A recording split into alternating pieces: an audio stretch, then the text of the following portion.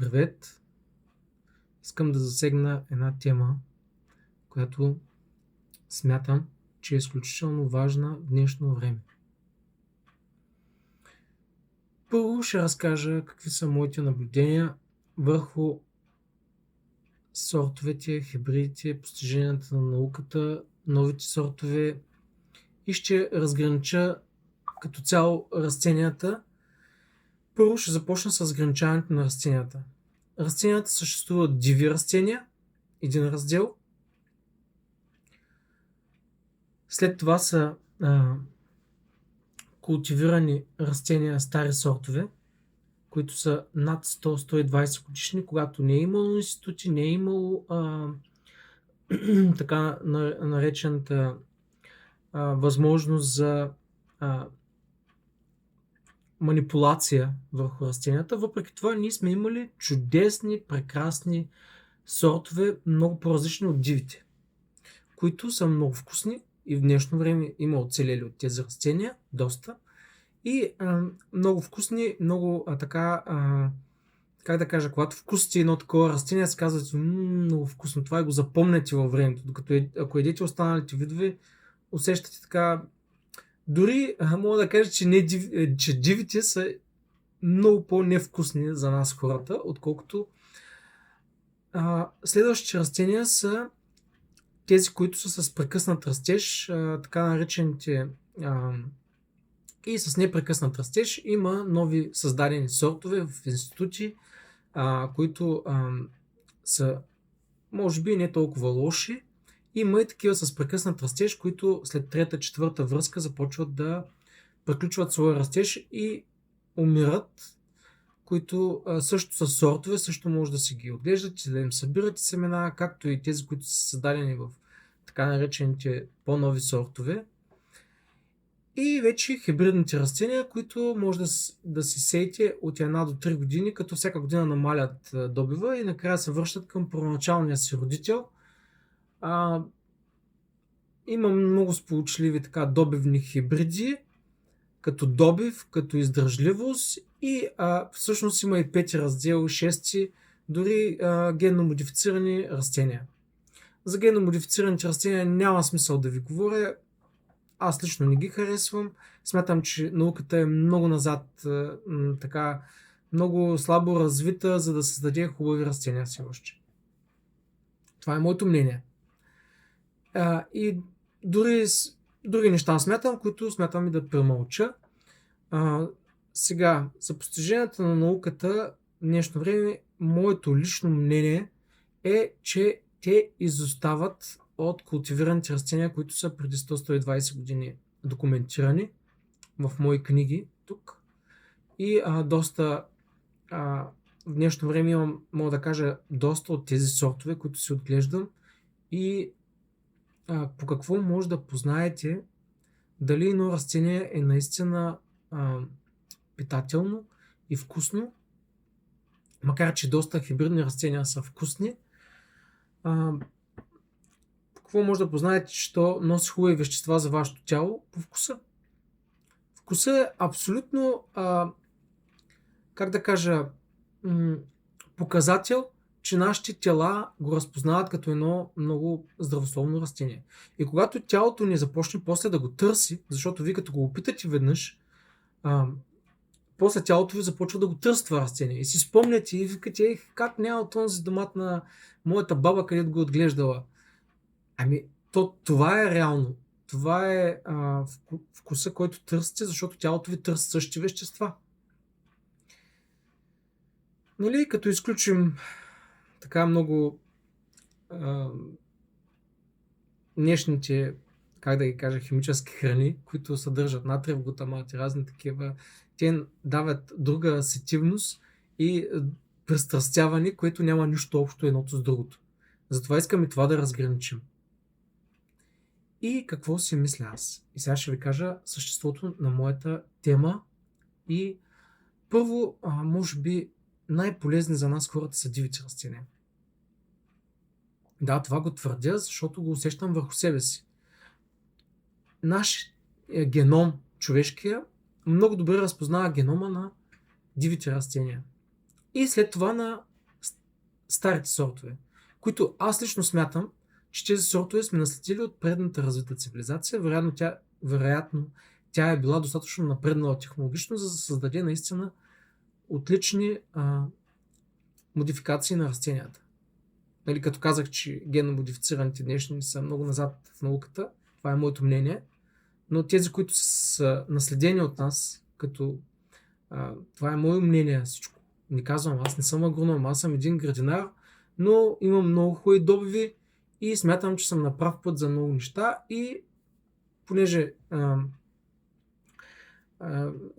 вярвам, че тази тема ще ви е интересна, искам да се споделя моите мисли. И те какви са? Моите мисли са такива, че в днешно време растенията, които са наследени от така предна развита цивилизация и дивите растения, ние сме чудесно приспособени да ги консумираме. И дори мога да кажа, че хора, които са болни от разни болести, когато се върнат към тази храна и към дивите растения и към старите сортове, тяхният геном отново се подрежда според мен и те са здрави след това. Излекуват се от проблемите си, защото аз лично го изпитах на мой гръб и ще кажа за белия пилин. Белия пилин беше растението, дивото, което на мен ми промени всичко. Буквално ме излекува от всички здравословни проблеми, които имах. Аз имах наистина много сериозни здравословни проблеми от дете, които съм ги споделял в други клипове. Мога да ви направя пак клип по темата. Като дори махна, мога да кажа, че на едно 80-90% ми беше тръгнала да побелява косата, махна ми бялата коса, махна ми лошото зрение, което беше минус 2, 2,25, варираше от 1,75 до 2,25 минус на двете очи. И това се излекувах. Макар че там с помощта и пак на друго диво растение, змийското мляко. Защо дивите растения така ни помагат? Освен, че те имат добро ДНК, което се свързва с нашето, те имат и вещества, които убиват паразити в нашето тяло. Или ги изгонват, не е задължително да ги убиват, правят лоша среда за тях, пък увеличават добрата среда за добрите микроорганизми. И нашето тяло е свързано с добри и лоши. Когато има много добри, те не убиват лошите, обаче пък ги изместват. Не остава място в... Първо представете си, вашите черва събират 5 кг микроорганизми и вие имате 5 кг добри бактерии, но то няма място за лошите. Те не могат да съществуват в средата на добрите. Обаче вие ако едите само химически храни и разни други, сега ще обясня какво мисля и за, примерно, домата. Ще го дам като нагледен пример, защото той е доста използвана храна и доста полезна в днешно време. Обаче, днешните хибридни сортове и нови сортове и модифицирани такива причиняват така обостряне на гастрит, стомашни проблеми и така нататък. Но, когато едете стар сорт домат, който е хлебен, доста наситен на хубави полезни вещества, с доста сухо съдържание, доста вкусен в сравнение с днешните така модифицирани. И този домат, когато го еде болен човек с гастрит или други стомашни и чревни проблеми, изведнъж установява, че няма проблем с него.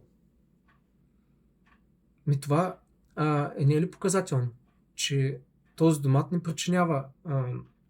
Ето, виждате ли каква е границата? Но то не е само това. За мен всички бутнати растения в днешно време, понеже науката не е напреднала достатъчно според мен, причиняват някакви проблеми при хората. Ще визирам и спанака. Дребнолистия спанак. Дребнолистия спанак отделя много пикочна киселина и всички болни от подагра знаят, че той не се консумира. Това са факти, които са, знаете ги всички, особено болните от подагра и доктори, които лекуват. Знаете, че тези така наречени листенца, дребни листни, са проблем при хората. Да, но аз ще ви кажа, че при стария сорт спанак, който е с големи листа, големи, наистина, такива, и благодарение на мой приятел от Габрово, тази година ще ви го покажа какво представлява, защото аз го наследих от дядо ми, но не събрах семена, голяма грешка моя, както и ни краставици, които не успях да събера, пък един мой приятел ми ги прати с нощи, бостански краставици, те са едни къси, дебели, те също са стар сорт. Този едролист стар сорт спанак не причинява такива проблеми, отделени на пикочна киселина. И затова ви казвам, че е много важно да се върнем към старите си сортове и дивите растения, особено когато имате някакви здравословни проблеми. Нали, ако сте по-здрави, може да си позволите да едете от хибридните по-малко, няма да ви навредят, ако сте здрави, но същото е и за пшеницата. Ще обърна специално внимание върху нея. Пшеницата в днешно време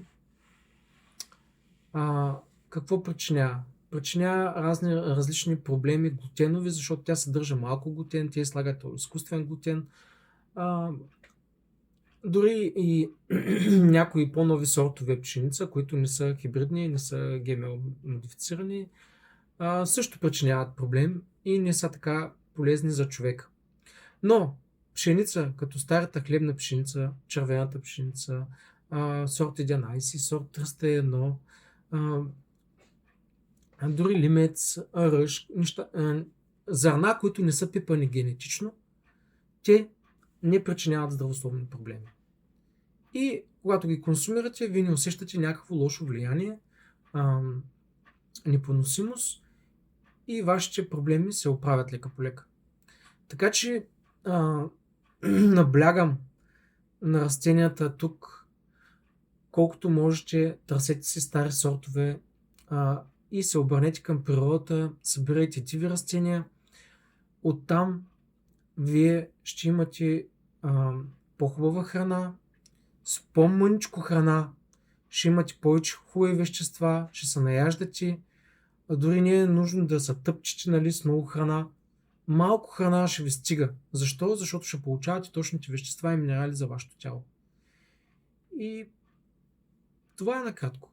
Просто искам да ви замисля. Да ви замисля защо старите сортове растения и дивите растения не причиняват проблеми, за разлика от новите сортове и новите хибридни и генномодифицирани растения.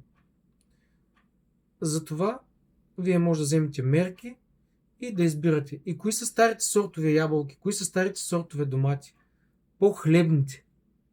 Когато ги разчупите, стоят на кристали, също и с ябълката, нямат много сок, те са по-несладки, невкусни, по-грозни, по-безформени, но много по-питателни, полезни за нас. С това завършвам, клипа стана доста дълъг, но ще го пуснем в платформи, които го позволяват. Всичко добро!